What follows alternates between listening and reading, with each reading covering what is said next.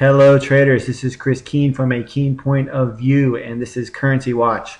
It was an interesting trading Wednesday as most of the majors fluctuated against the US dollar. It all started with the Bank of Japan pledging an additional 10 trillion yen to its quantitative easing fund. This pushed the yen pairs up, but the rise was short-lived, and in North American trading, most of the yen crosses pushed lower against the majors. Heading into tonight's trading, though, we have a few interesting setups, and we have a few plays that could come into action. The first pair we're going to look at is the EURUSD. Just because you can see the cross is still consolidating in its narrow range. The pair moved down to test the 130 area level today in New York, but was quickly rebuffed and moved back into the comfort of towards the middle of the range, towards the 130.70 area. If the cross moves back down to test the 130 level again, we could see a break lower, and that would lead to a test down to the 128.20 level. If we can break above the daily trend area, which comes in around 130.80, we could see a push higher towards the top of the range around the 131.70 area. Then the next pair we're going to look at is the New Zealand USD cross, because as you can see, the cross has been riding this trend line higher over the last few days, which currently comes in around 82.70. And the pairs also has most of its price action capped around the 83 level.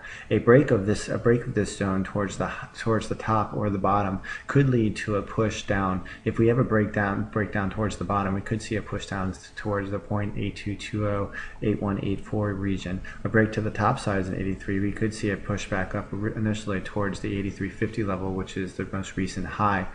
We have to keep in mind that New Zealand GDP report is due out shortly, which could influence the action on this pair. The last pair we're going to look at is the Aussie USD. Just because you can see the Aussie USD has been trading in a rather narrow channel and has been bouncing off the top and the bottom over the last trading day. A break of this channel towards the top or the bottom could lead to a significant move higher. If we break to the top of this channel, we could see a quick move back. We could see a move over the next few days up towards the 106.30 level, and then if we can break above the descending trend line that has capped the price action lately, we could see a move all the way up towards the 107 area in over a more long-term view. But if we do get down to the bottom of this channel, we could see a break lower and see a test initially of the descending trend line around 104, and if we can break below that, we could see the pair begin a decline lower, which would make this look a little bit like a head and shoulders pattern, and we could see a move lower towards the 102 area in the short term. Those are all the trades I'm taking a look at tonight. Everybody keep your trades keen and play it safe. This is Currency Watch. Have a good night.